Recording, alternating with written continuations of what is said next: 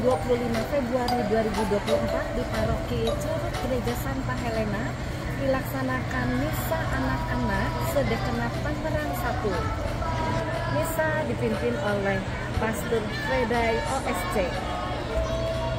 Anak-anakku yang kukasihi, sekali lagi, apa kabarnya?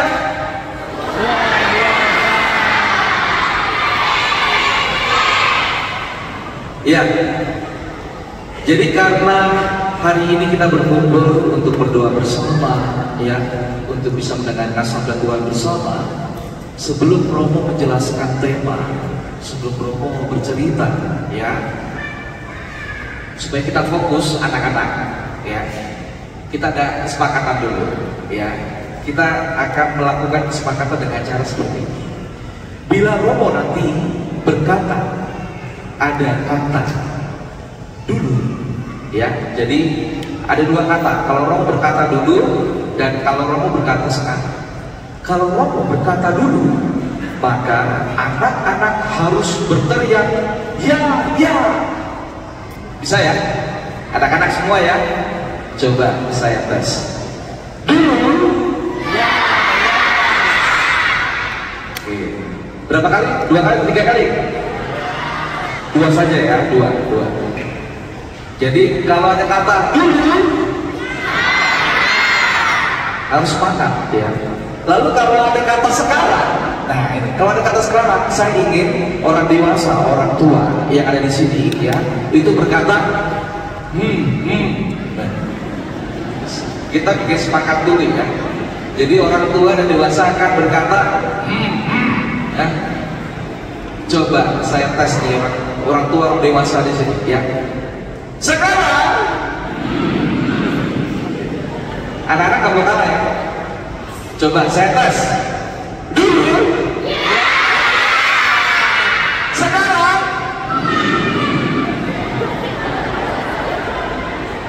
Oke. Deal ya, kita sepakat ini ya sampai akhir. Pokoknya kalau kamu berkata dulu harus seperti itu. Kalau Romo berkata sekarang, oke. Ya, jadi hari ini kita mendengar Injil tentang kisah Yesus bersama dengan anak-anak. Tahu tidak? Kalau dulu Yesus itu pernah menjadi anak kecil seperti kalian, ya.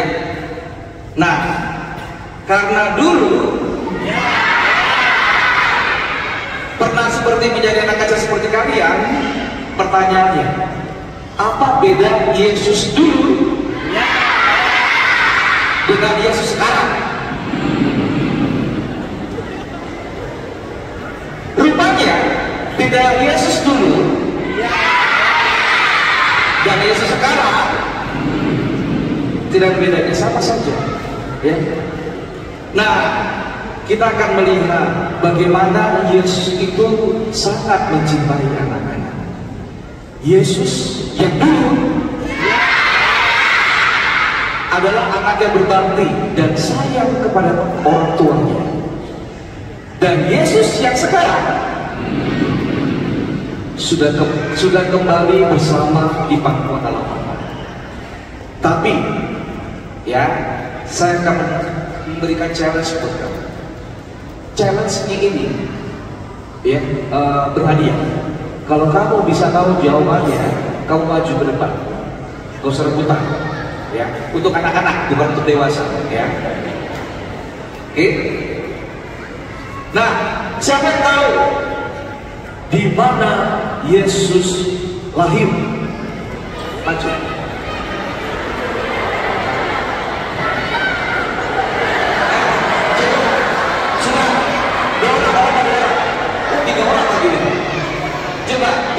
Yesus lahir. Bethlehem. Hah? Cukup. Di mana? Bethlehem. Di Bethlehem. Oke. Yang sebelahnya? Bethlehem. Bukan. Pertanyaan lagi. Siapa orang tua Yesus yang sebelahnya? Maria dan Yesus. Oke. Yang ini perempuan. Oh, minggir. Ya. Yang perempuan. Di mana persisnya Yesus dilahirkan di Bethlehem, di kota di Bethlehem. Di mana itu Yesus lahir?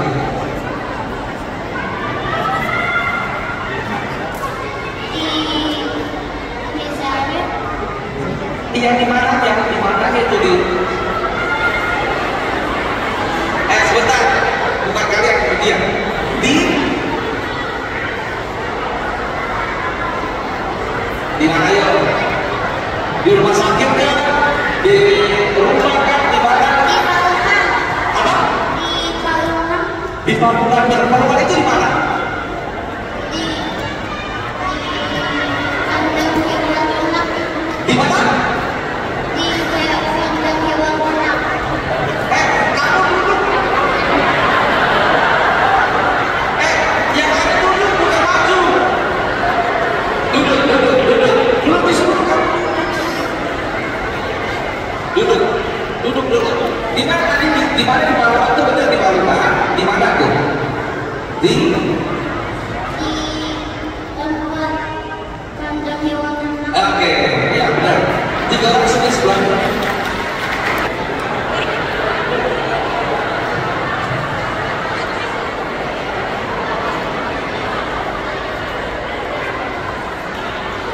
Oke. Ini, aduh, semakin banyak rupanya yang rugi juga nih ya.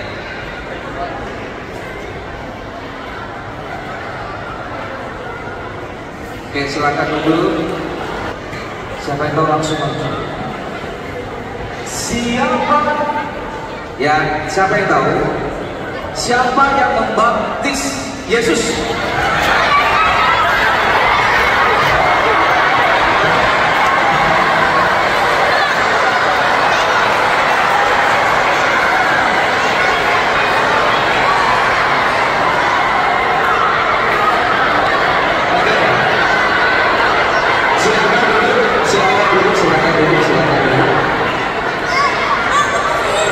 Silakan duduk.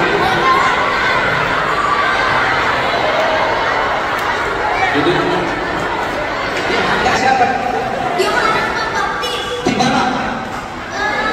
Di rumah Yohanes. Oke.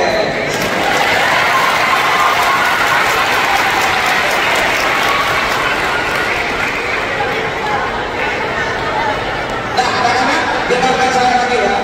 Dengarkan lagi ya. Nah, orang tua Yesus siapa namanya? Maria dan salah.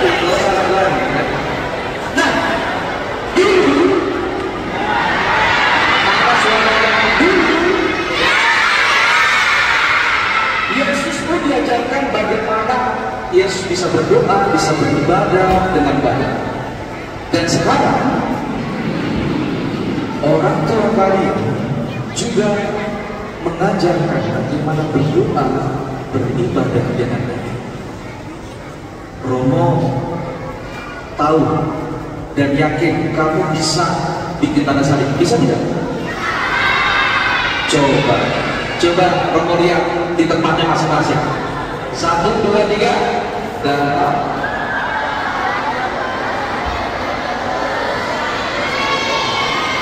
ya, ada anak-anak yang belum tanda salib. Ya, tanda salibnya bingung ke kiri atau ke kanan ya. Nah, selain berdoa, Yesus dulu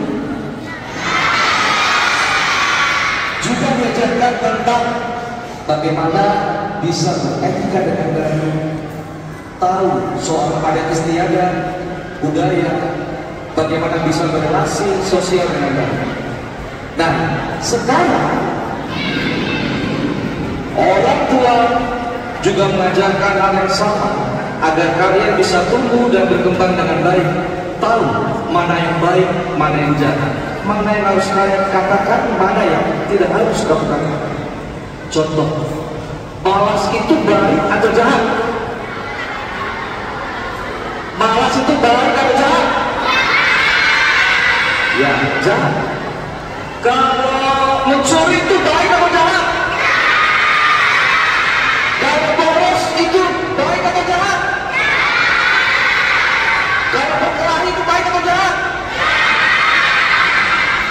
Sebaliknya, kalau taat itu baik atau jahat? Kalau jujur itu baik atau jahat? Kalau rajin itu baik atau jahat? Kamu katakan itu baik itu jahat. Mengapa? Ya kalau kamu di rumah itu masih saja malas. Mengapa orang tua kamu marah? Karena kamu itu sering kali ya tidak mau membantu orang tua. Mengapa tidak rajin? Mengapa tidak jujur? Jadi kalau kamu tahu itu baik, kalau tahu itu jahat, kamu harus melakukannya. Bisa ya? Bisa tidak? Mengapa kalau berkata ini? Karena dulu anak-anak fokus ya. Karena dulu Allah pernah memberikan hukum kepada Musa dalam tulahnya, dalam perintah Allah. Pertanyaannya, siapa yang tahu 10 perintah Allah dengan lengkap? Dengan lengkap, bukan? Yang sudah tahu saya berdiri, yang sudah untuk apa mau berdiri? Sudah cukup ya? Lengkap ya? Kalau lengkap kamu salah. Sebutkan.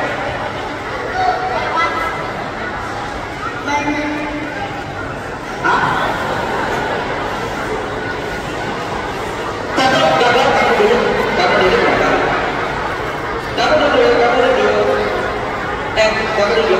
Silakan. Yang lengkap. Semakin bingung dia, susah sekali ya jawabnya. Bisa? Tidak, silakan dulu. Next. Lengkap 10.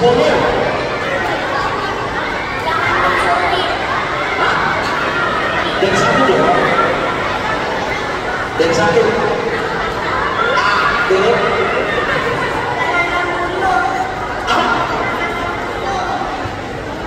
Kau pertama udah jelas? Nah, satu apa satu?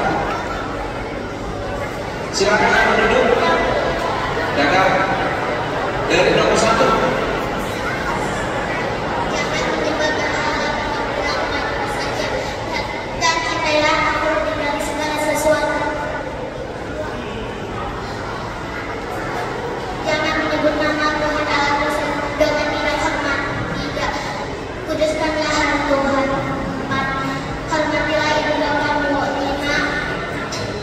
Jangan membunuh, jangan berzina, jangan mencuri, 8 jangan bersaksi dusta tentang sesamamu, 9 jangan mengingini istri sesamamu, 10 jangan mengingini milik sesamamu secara tidak adil.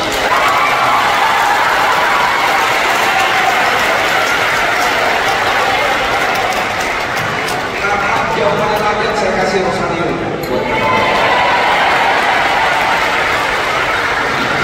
Sampai tahu siapa ya? Siapa tahu? Ini panjang juga. Ini jawabannya begini. Ya. Siapa yang tahu? Oke. Siapa yang tahu juga hukum? Ya. Kalau ada hukum 10 perintah Allah, maka ada satu lagi hukumnya 5 perintah gereja. Siapa yang tahu?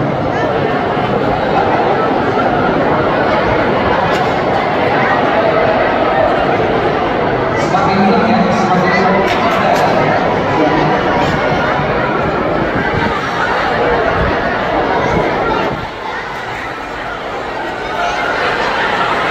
Gagal. Silakan. 5 perintah gereja.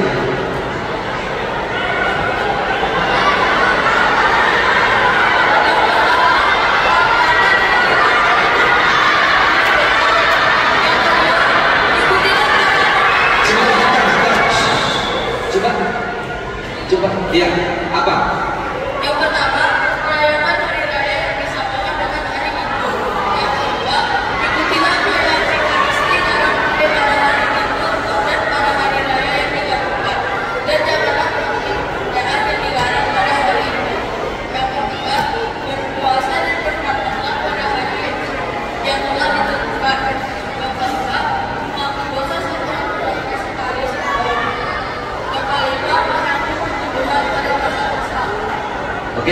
Jadi karena dia bisa, ya, jadi kan dari lagi maju kan. Tapi kalau hukum ada kan bisa melakukan hukum. Gak ada kan? Ya sudah, berarti dia dapat hadiah. Kalau hukum, coba. Ya. Kalau dia benar dia dapat hadiah, kamu berikan diri kalau dia bisa. Kalau dia bisa apa? Dia bisa. Coba. 5 perintah gereja. 1. Rayakanlah hari yang bersama pada hari Minggu. 2. Jaga perayaan pada hari Minggu dan hari raya diwajibkan dan jangan melakukan pekerjaan yang dilarang pada hari itu. 3. Berpuasa dan berpuasa sekurang-kurangnya sekali setahun. 4. Mengaku dosa sekurang-kurangnya sekali setahun. 5. Sambutlah tubuhnya perayaan Paskah. Tepuk tangan.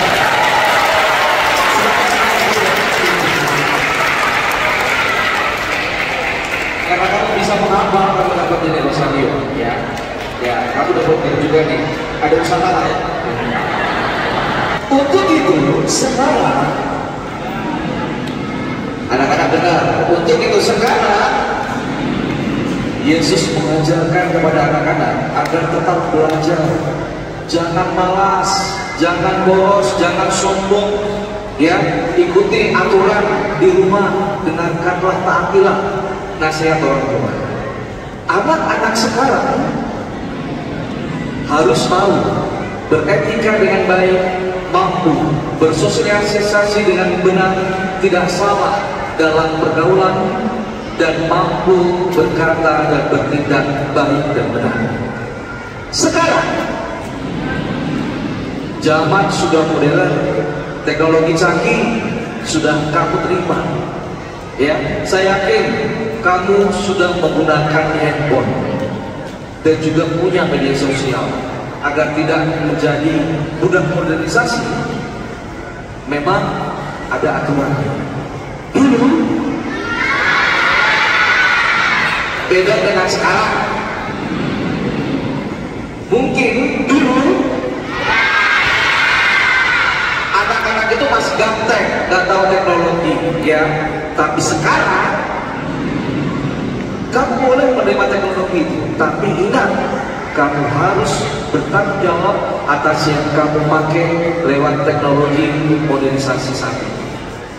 Maka, Romo yakin kamu sudah punya handphone kan? Punya handphone tidak? Gak boleh. Oh, takut ya karena orang tua di sini ya. Ya, bisa jadi kamu bisa diberikan kebebasan untuk menggunakan handphone. Tapi pertanyaannya lebih lanjut, untuk apa kamu menggunakan handphone? Untuk apa kamu menggunakan media sosial? Untuk apa kamu menggunakan teknologi canggih? Saya berharap kamu bisa menggunakan teknologi itu untuk belajar, bukan untuk bermain saja, tapi untuk menimbang ilmu, mencari informasi yang baik, sehingga kamu bisa lebih baik hidupnya, semakin dekat dengan Tuhan, dan mampu menjadi anak yang mampu berikan teladan yang baik bagi banyak orang. Anak-anak, sekarang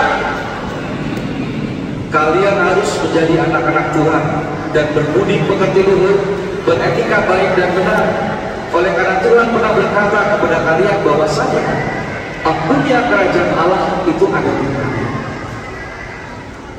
Maka anak-anak dan anak kepada Tuhan berusahalah untuk menjadi anak-anak Allah yang setia. Dan bagi orang tua, guru, pembina yang ada di sini, itu juga harus memelihara anak-anak menjadi generasi bangsa, generasi penerus gereja, sehingga kelak mereka dapat bertumbuh dan berbuah menjadi pelaku kebaikan dan kebenaran, menjadi pewarta saksi Tuhan, dan menjadi pelayan gereja. Anak-anak, dulu memang kalian belum punya peran sebagai anak-anak, tapi sekarang anak-anak harus siap menjadi saksi Tuhan dan pelayan gereja. Maka pertanyaannya, siap tidak menjadi saksi Tuhan, menjadi pelayan gereja? Siap? Siap?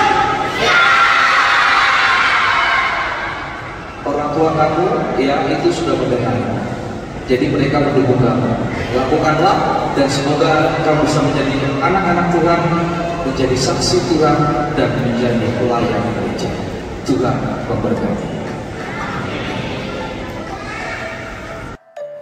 Misa anak-anak. Pada hari Minggu 25 Februari 2024 di Paroki Curug Gereja Santa Helena diadakan Misa anak-anak Sedekena Tangerang 1. Misa dipimpin oleh Pastor Fredai OSC dari Paroki Curug Gereja Santa Helena dan didampingi oleh Pastor Yosef Purboyo Dias dari Paroki Kutabumi Gereja Santo Gregorius Agung Tangerang. Misa anak adalah sebuah perayaan Ekaristi yang dirancang secara khusus untuk anak-anak. Berbeda dengan misa yang dihadiri orang dewasa. Misa anak dikemas dengan cara yang lebih menarik, ceria dan mudah dipahami oleh anak-anak. Misa anak adalah kesempatan yang berharga bagi anak-anak untuk belajar tentang Yesus dan bertumbuh dalam iman. Dengan mengikuti misa anak secara rutin, anak-anak akan mendapatkan pengalaman yang positif dan berkesan yang akan membantu mereka untuk menjadi pribadi yang beriman dan bermoral.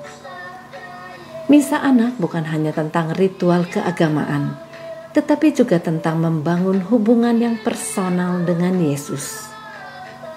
Tujuan utama dari misa anak adalah memperkenalkan anak-anak pada pengalaman keagamaan yang bermakna, membangun fondasi iman yang kuat, dan membantu mereka tumbuh dalam kasih Kristus.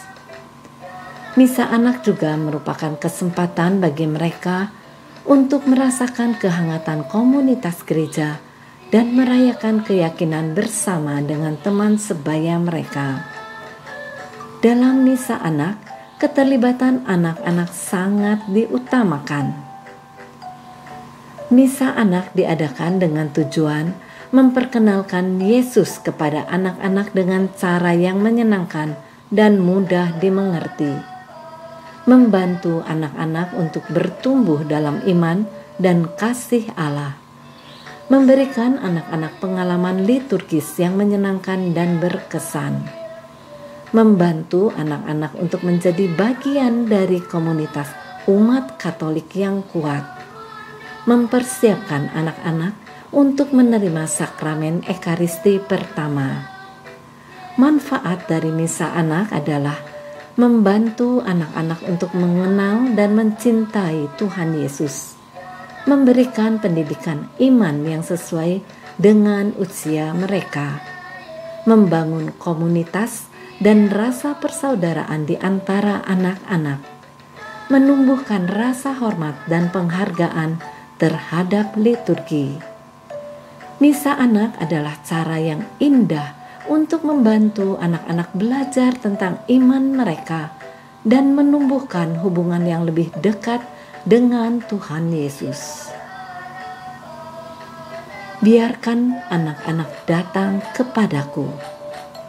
Sampai jumpa di misa anak berikutnya. Jangan lupa untuk selalu menjadi sahabat yang baik bagi Yesus dan bagi orang lain.